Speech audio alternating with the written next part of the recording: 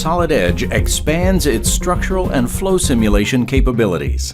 Starting with structural simulation, in addition to static studies for stress, strain, buckling, vibration, and steady-state heat transfer, users now have the ability to study the impacts of heat moving through parts with relation to time, also known as transient heat transfer.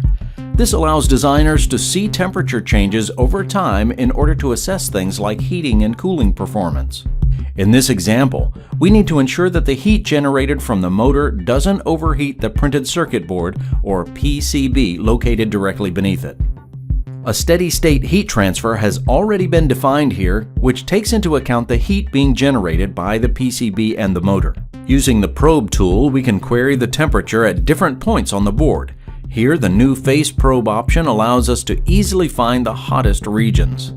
What we're seeing here is the final steady-state result of heating parts until they have reached full capacity. However, for this assembly, the motor only works for a couple of minutes at a time. As such, to get a more realistic view of the heat on the PCB, we'll use transient heat transfer to accommodate for these working times. This is as easy as copying and pasting the existing study, changing the study type, and defining the working intervals.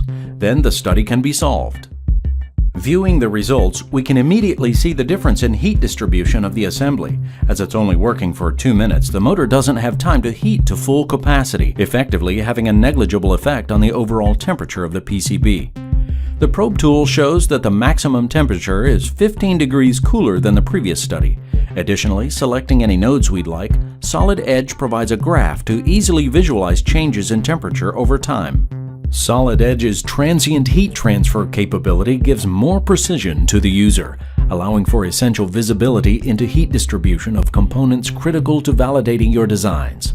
Turning our attention to flow simulation with Flow EFD, the EDA bridge allows the import of PCB designs for fast analysis. Again, focusing on the PCB, the electronics design for this has been completed in the Solid Edge PCB application.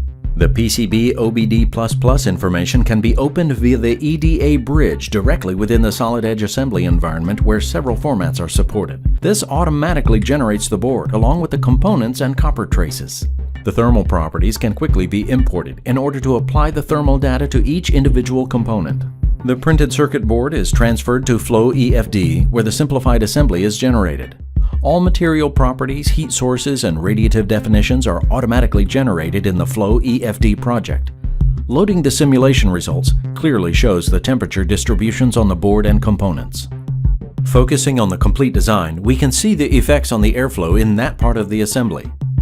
Other new enhancements include the ability to analyze the behavior of fluids moving, sloshing, or pouring using free surface technology, as can be seen here when this trailer comes to an abrupt stop.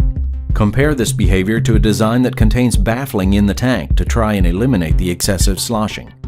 Viewing the results of the two designs side by side illustrates the benefits of the baffled design. To learn more about Solid Edge, visit solidedge.siemens.com.